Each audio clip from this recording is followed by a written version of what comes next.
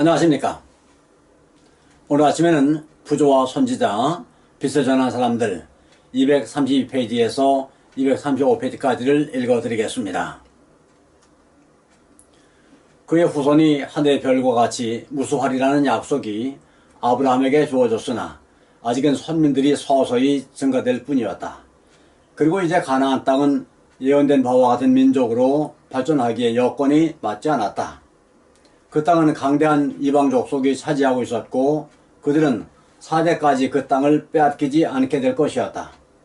이스라엘 자손들이 이곳에서 무수한 백성으로 발전되려면 그들이 그 땅 거민들을 몰아내든지 아니면 그들 스스로가 저들 중에 분사되지 않으면 안 되었다.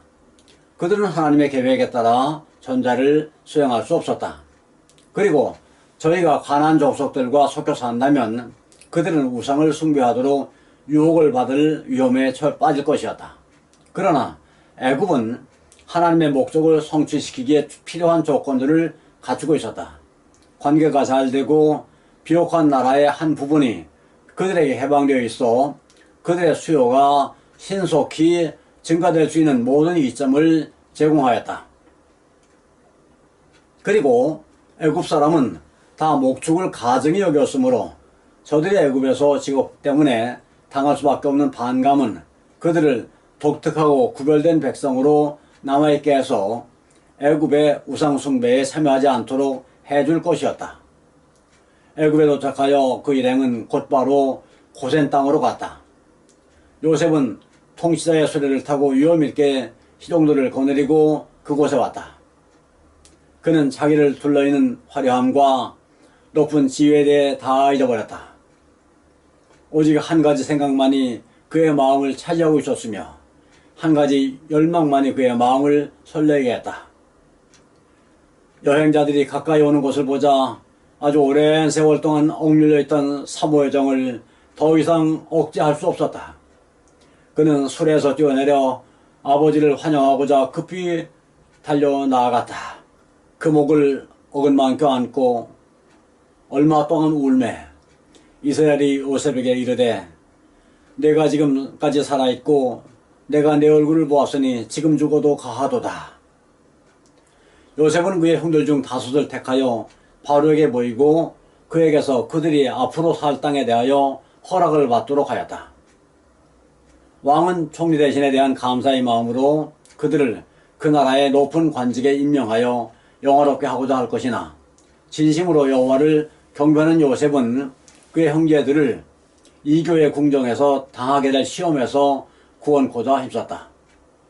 그리하여 요셉은 형제들을 권고하여 왕이 물을 때에 그들의 직업을 솔직히 말하도록 하였다.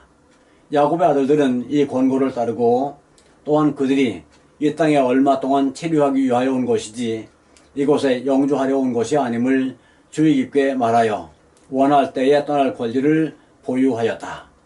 왕은 그들에게 거할 곳을 배정하였다. 왕은 땅의 좋은 곳 고센 땅을 제공했다. 그들이 도착한 후 오래지 않아 요셉은 또한 그의 아버지를 인도하여 왕을 아련하게 하였다.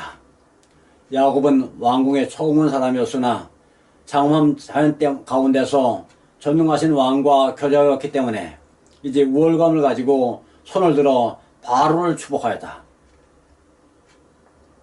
요셉을 처음 만났을 때 야곱은 그 오랜 염려와 슬픔의 세월 끝에 이처럼 즐거운 결말을 보게 되었으니 당장 죽어도 여한이 없다고 말했다.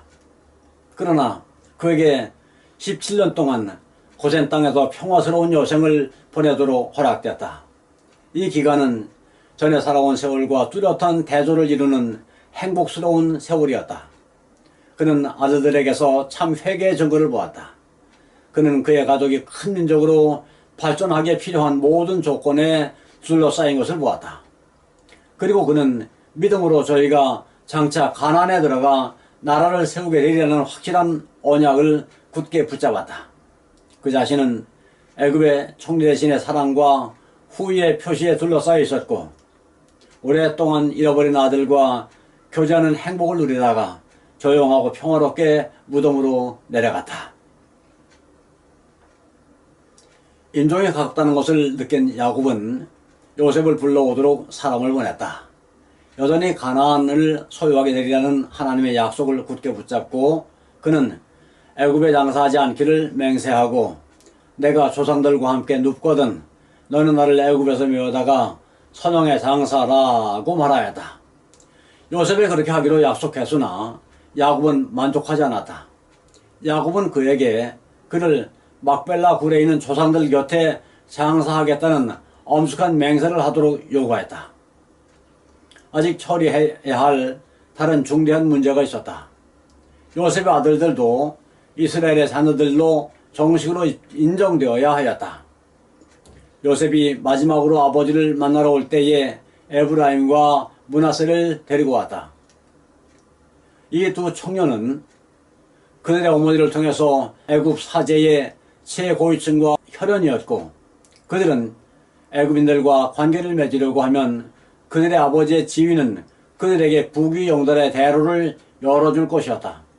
그러나 그들이 이스라엘 백성과 연결되는 것이 요셉의 소원이었다. 그는 아들들을 위하여 애굽의 궁정이 제공하는 모든 영예를 포기하고 하나님의 계시가 위탁된 천대받는 양치는 족속 중에 자리를 차지함으로 하나님의 언약에 대한 자기의 신앙을 나타내었다. 야곱은 내가 애굽으로 와서 내게 이르기 전에 애굽에서 내게 낳은 두 아들 에브라임과 므낫세는 내 것이라. 르우벤과 시므온처럼 내 것이 될 것이요 라고 말하였다. 그들은 야곱의 자손으로 입양되어 각각 한 족속의 족장이 될 것이었다. 그리하여 르우벤이 잃어버린 장자의 권리 중에 하나가 요셉에게 넘어갔다. 그리하여 요셉은 이스라엘 중에서 두 몫을 차지했다.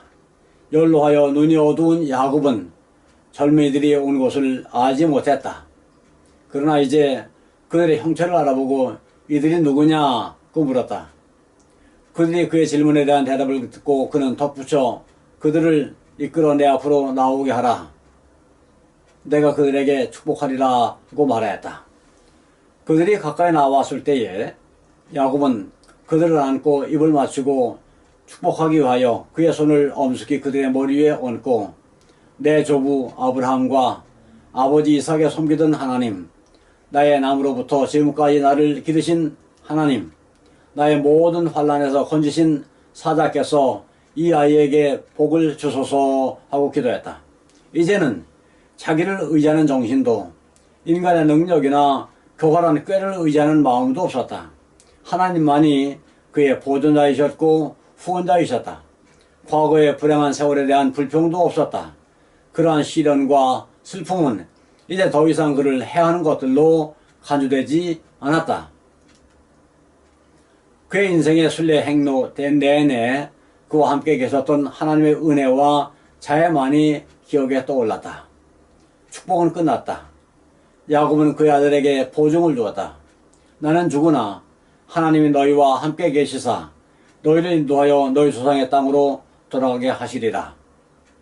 장차올 세대들을 위하여 속박과 슬픔의 긴 세월 동안 그의 신앙에 대한 이 같은 증거를 남겨주었다. 마침내 야곱의 아들들은 모두 죽어가는 아버지의 침상수에 모였다. 야곱이 그의 아들들을 불러 이르되 너희는 모여 들으라. 너희 아비 이스라엘에게 들을지어다. 너희의 후일에 당할 일을 내가 너희에게 이르리라고 하였다. 자주 또 걱정스럽게 그는 그들의 장래를 생각하고 각 지파들의 역사를 스스로 그려보려고 노력하였다. 이제 그의 자녀들이 마지막 축복을 받고자 기다리고 있을 때에 주의 성령이 그에게 임하시고 그의 앞에 예언적 계시를 통해 그의 후손들의 장래가 전개되었다. 차례차례 그의 아들들의 이름이 불려지고 각자의 성격이 묘사되고 각 지파의 장래의 역사가 간단히 예언되었다. 르우벤아, 너는 내 장자요, 나의 능력이요, 나의 기력의 시작이다. 유광이 초등하고 권능이 탁월하더라마는 여호와의 아버지는 장자로서 르우벤의 지위가 어떠했어야 할 것을 묘사하였다. 그러나 애들에서 범한 그의 무서운 죄가 그로 하여금 가족 상속권의 축복을 받을 자격이 없게 만들었다. 야곱은 계속하였다. 물의 끓음 같은 즉 너는 탁월치 못하리라.